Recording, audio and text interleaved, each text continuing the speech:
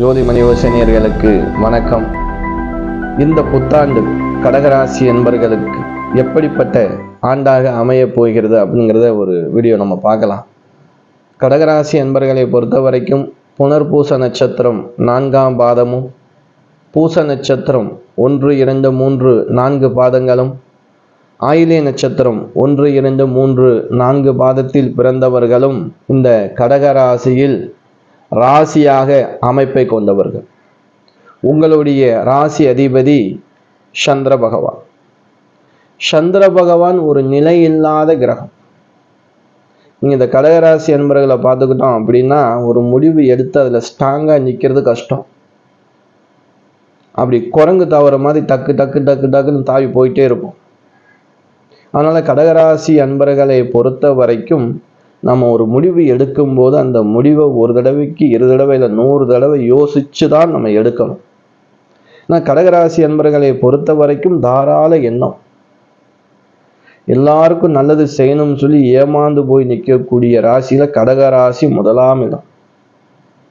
இந்த கடகராசி அன்பர்கள் வெளுத்ததெல்லாம் பால் அப்படின்னு நினைப்பாங்க. அப்படிப்பட்ட நல்ல எண்ணம் படைத்தவர்களுக்குத்தான் கஷ்டங்களும் பிரச்சனைகளும் சுத்தி சுத்தி வரும். பாம்பு பதுங்கன்னா அடிச்சிருவாங்க. விஷமே இல்லாட்டாலும் பாம்பு சீர்னா பயந்து ஓடிடுவாங்க. நம்ம சீர்ற ராசி இல்லை, பதுங்குற ராசி. ஆனா பதுங்கினாலும் நமக்கு ஆபத்து இருக்கு இல்லையா? அதனால தன்னுடைய தன்னம்பிக்கையை வெளிப்படுத்தி தைரியத்தோடு ஜெபிக்கக்கூடிய வருடமாகத்தான் இந்த வருடம் உங்களுக்கு அமைய போகிறது.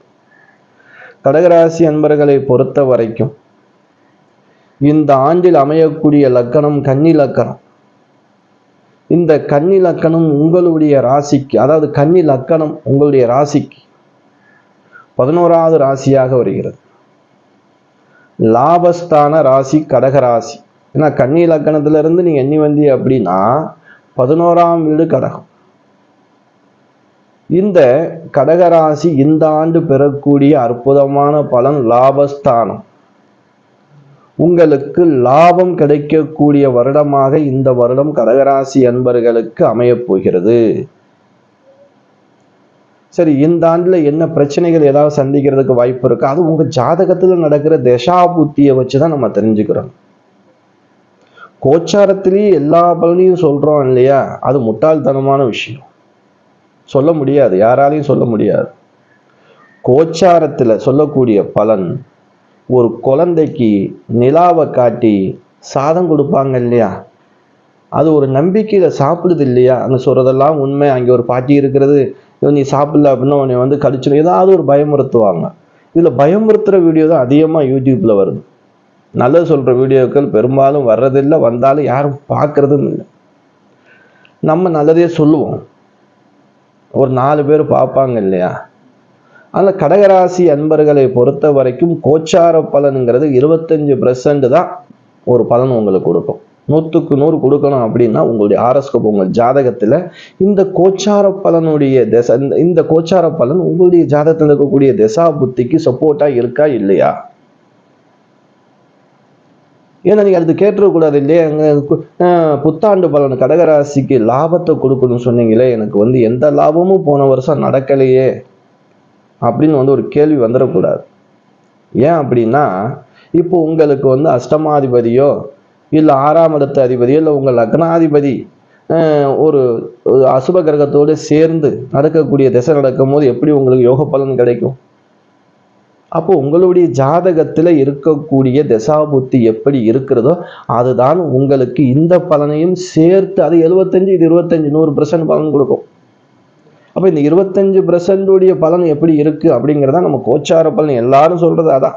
யாரு 100க்கு 100 சொல்றோம், யாரையாவது சொல்லுங்க பார்ப்போம். சொல்லவே மாட்டாங்க. சரி, அப்படிப்பட்ட இந்த புத்தாண்டில் 11ஆம் இட லக்கணத்துக்கு 11ஆம் இடம் ராசியாக கடகராசி வருவதால் ஆதாய ராசியாக அமைய போகிறது. தொழில் பண்றவங்க நல்ல லாபத்தை எதிர்பார்க்கக்கூடிய அற்புதமான வருடம், தனலாபம் பெறக்கூடிய வருடம். ஏன்னா ஏற்கனவே இப்போ உங்களுக்கு ஒரு 5 வருஷமா கோச்சார பலன் நீங்க பார்த்தீங்க அப்படின்னா அஷ்டமத்துல சனி பகவான் போயிட்டு இருக்கார். அஷ்டம சனி காலம். சரி, இந்த அஷ்டம சனி காலத்துல வந்து எத்தனை பேருக்கு கஷ்டம், எத்தனை பேருக்கு யோகம்னு நம்ம கணக்கு போட்டு பார்த்தோம் அப்படின்னா, திசா புத்தி நல்லா நடந்தவங்களுக்கு சில யோகத்தை கொடுத்துருப்பார். திசா புத்தி சரியில்லாம இந்த அஷ்டம சனி கண்டகசனி காலங்கள்ல ரொம்ப பேர் அடி வாங்கியிருப்பான். மேலே எந்திரிச்சு இனிமே வர முடியுமா அப்படிங்கிற ஒரு கேள்வி கூட இருக்கலாம். ஏன்னா சனி பகவான் வந்து ஒரு பார்வையும் அவர் கோச்சாரத்தில் வரக்கூடிய நிலைமைகளையும் வைத்து திசா புத்தியை வைத்து பார்க்கும்போது அற்புதமான பலனை நம்ம சொல்லலாம். சரி, இந்த புத்தாண்டு ஒரு மாற்றத்தை உருவாக்க போது மார்ச் 20 சனி பகவான் விலக போறாரு. இந்த ஆங்கில புத்தாண்டு உங்களுக்கு அற்புதமான புத்தாண்டாக அமைய போது பொறுமை அவசியம். எதை தொட்டாலும் உங்களுக்கு தொடங்கக்கூடிய மாதம், எதை தொட்டாலும் ஜெயிக்கக்கூடிய வருடமாகத்தான் இந்த வருடம் பிறக்க போகுது. அதனால கடகராசி அன்பர்களுக்கு எல்லா காரியங்களும் அனுகூலம் உண்டாகும்.